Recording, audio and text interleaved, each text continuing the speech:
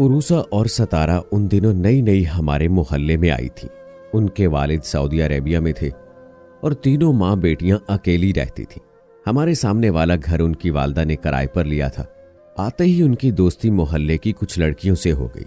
हमारे घर भी आने लगी, लेकिन मेरी उनके साथ दोस्ती ना हो सकी। ये पढ़ी लिखी ना थी और मोहल्ले में बिला रोक टोक घूमती फिरती थी, जबकि वालदैन की तरफ से हमें कहीं आने जाने की इजाज़त ना थी।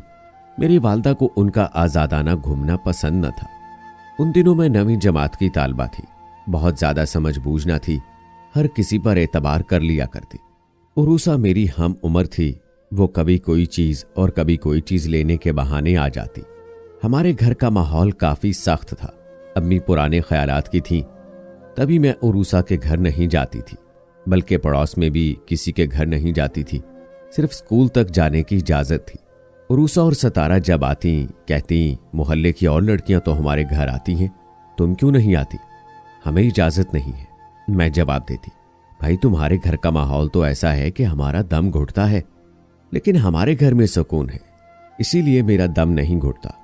मैं उसके ऐसे जुमलों की नफी कर दिया करती। ये छुट्टी का दिन था, अम्मी को खाला के घर जाना था।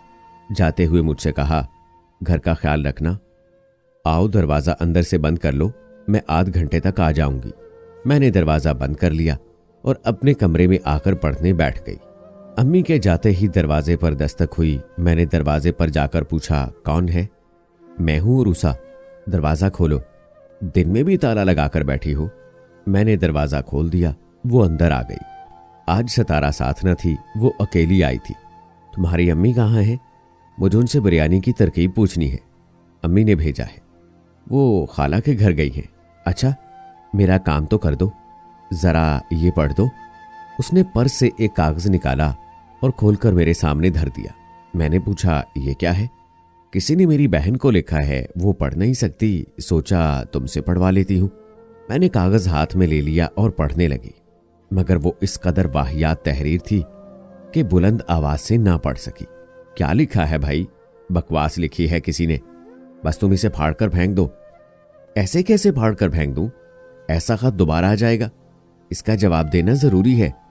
तुम चंद सतरें जो मैं बोलती जाऊं लिखती जाओ, ताकि आइंदा कोई ऐसी बकवास लिखने की जुर्रत ना कर सके। उरूसा, देखो इसका कोई फायदा नहीं, उल्टा लिखने वाले की हिम्मत अफजाई होगी। बेहतर होगा ऐसी चीजें नजरअंदाज कर दी जाएं। उसने इस कदर खुशामद की कि मैंने जान छुड़ाने को कहा, अच्छा बोलो, मैं लिख देती हूँ। वो कलम और कागज मेज से उठा लाई और मैं लिखने लगी। अभी उसने 2-3 जुमले ही लिखवाए थे कि अम्मी घर में दाखिल हुई। दरअसल जब उरूसा आई, मैं दोबारा कुंडी लगाना भूल गई थी। वालदा ने मुझे लिखते पाया तो पूछा, क्या लिख रही हो? अचानक इस सवाल पर घबरा गई।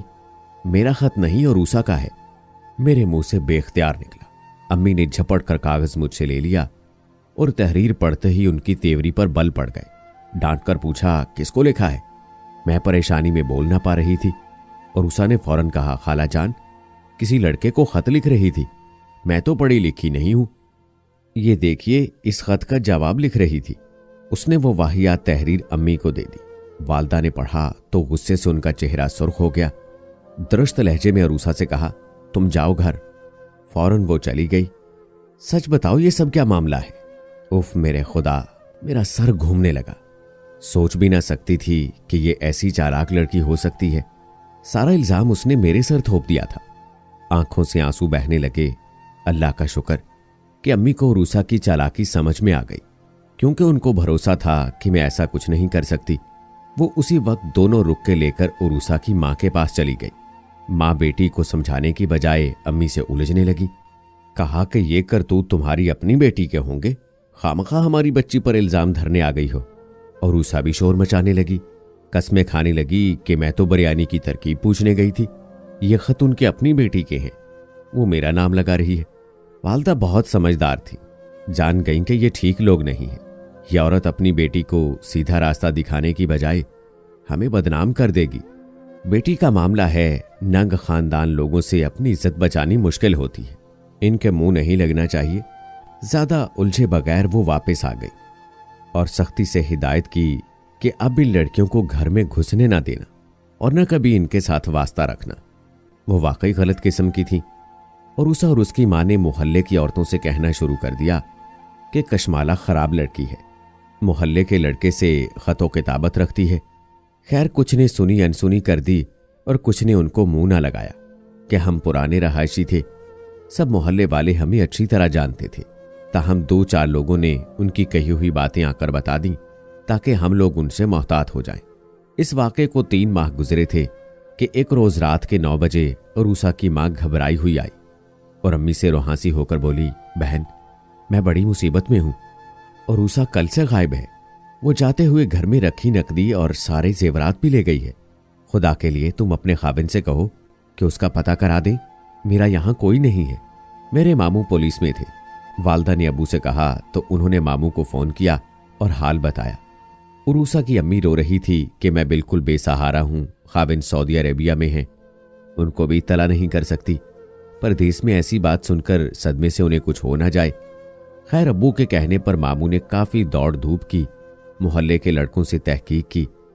एक लड़के ने उस नौजवान का बताया जिससे उरूसा के मरासिम थे और उसकी मदद से पुलिस उनको पकड़ने में कामयाब हो गई।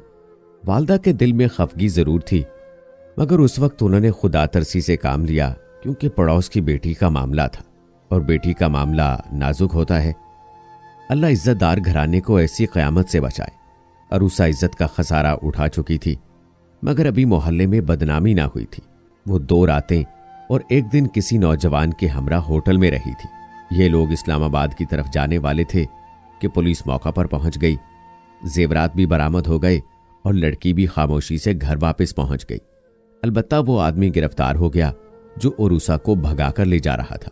वो निहायत गलत आदमी था और बुरे लोगों के एक ग्रुप का सरगना था। अल्लाह का शुक्र कि अरूसा गलत हाथों में खिलौना बनने से बच गई।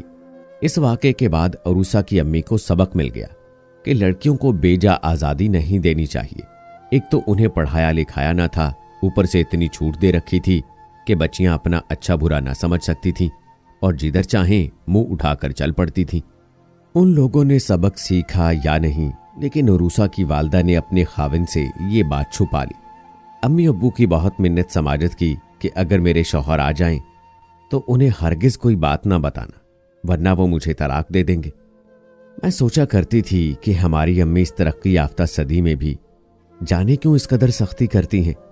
हमें कहीं आने जाने नहीं देती, कोई नई सहेली बनाने नहीं देती। जो हमारी सहेलियां हैं उनके बारे में छान फटक करती हैं। कभी कभी उनका रवैया इंतहाई जालिमाना लगता था, लेकिन अरूसा पर जो बीती उसके बाद समझ में आ गया कि अम्मी क्यों सख्ती करती है। जब हम कहीं जाते हैं हमेशा साथ क्यों जाती हैं और कभी अकेला किसी के घर जाने क्यों नहीं देती। हमारे अब्बू हमेशा हमारे साथ रहे। वो कभी कभी अम्मी को कहते कि बेगम बच्चियों पर इतनी सख्ती भी ठीक नहीं। हमारे वालिद हम पर ज्यादा पाबंदियां नहीं लगाते थे, लेकिन माँ लगाती थी, निगरानी करती और हर पल की खबर रखती थी। उरूसा की माँ नरम मिजाज थी और बाप बैरून मुल्क कमाने गया हुआ था। बाप की गैर मौजूदगी भी बच्चों को इस कदर बेखौफ कर देती है कि वो नादानी में बुरे हालात का शिकार हो जाते हैं। इसलिए दोस्तों इस कहानी से सबक सीखें और अपने बच्चों पर पूरी तवज्जो दें। उम्मीद है कहानी पसंद आई होगी। अपनी राय जरूर दीजिएगा। अल्लाह हाफिज।